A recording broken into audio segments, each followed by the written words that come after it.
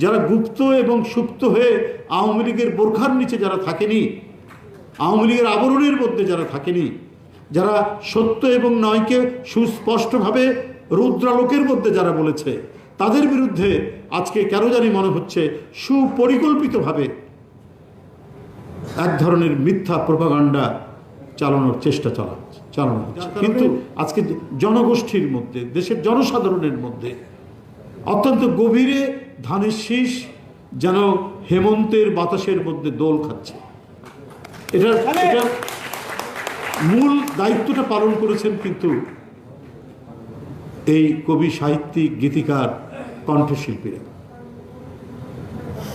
এটার দর্শন এবং এই ধানের শীষকে চিনেছেন একজন মহান দার্শনিক রাষ্ট্রনায়ক শহীদ জিয়াউর রহমান।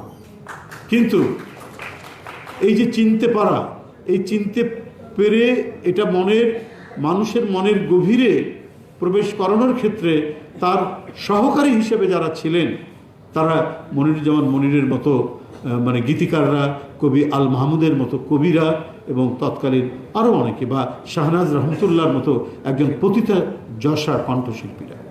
তাই সাংস্কৃতিক সংগ্রাম এবং আন্দোলন এবং তাদের অনুশীলন চর্চার কোনো বিকল্প নেই। আমি এসেছি এখানে, আমি লেখকদের মাঝে এসেছি এখানে, আমি কণ্ঠশিল্পীদের মাঝে এসেছি এখানে, গীতিকারদের মাঝে এসেছি, এবং এই তাদের সান্নিধ্য আমাকে আমার যে বর্তমান সাংস্কৃতিক অবস্থান, সে সাংস্কৃতিক অবস্থানকে পরিবর্তন করে দেয়, রুচির পরিবর্তন করে দেয়।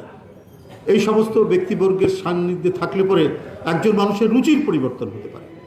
তার যে ভাষা এবং শব্দ, তার কণ্ঠের সুর, তার উদ্দীপনামূলক গান, সব কিছুই একজন মানুষ সে যে সামাজিক অবস্থান থেকে উঠে আসে, সেই সামাজিক অবস্থানটা পরিপূর্ণ পরিবর্তন ঘটিয়ে তাকে একবারে এত অসাধারণ উন্নত রুচিসম্পন্ন মানুষে পরিণত করতে পারে। এই জন্য আমি হেলাল ভাই, রোকন, এদের সাথে আরও যারা আছে সবাইকে বলবো যে আপনাদের গতানুগতিক রাজনীতি করার দরকার নাই। আপনাদের রাজনীতি হবে ভিন্নতর। আপনাদেরকে সবাই সান্নিধ্য পাওয়ার জন্য আসবেন, এবং আপনারা যে অনুষ্ঠানগুলি করবেন সেখানে এদেশের জাতীয়তাবাদী শক্তির অন্যান্য যারা রয়েছেন, যারা সরাসরি সংগঠন করেন, রাজনীতি করেন, তারা আসবেন অনেকটা মনের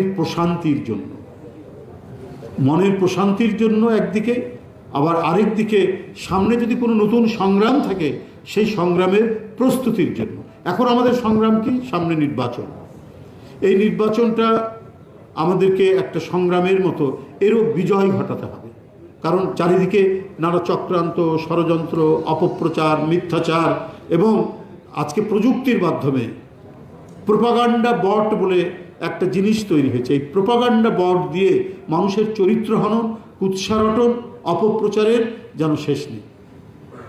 যারা গণতন্ত্রের জন্য আপোষহীন সংগ্রাম করলো, যারা গুপ্ত এবং সুপ্ত হয়ে আওয়ামী লীগের বোরখার নিচে যারা থাকেনি, আওয়ামী লীগের আবরণের মধ্যে যারা থাকেনি, যারা সত্য এবং নয়কে সুস্পষ্টভাবে রৌদ্রালোকের মধ্যে যারা বলেছে, তাদের বিরুদ্ধে আজকে কেন জানি মনে হচ্ছে সুপরিকল্পিতভাবে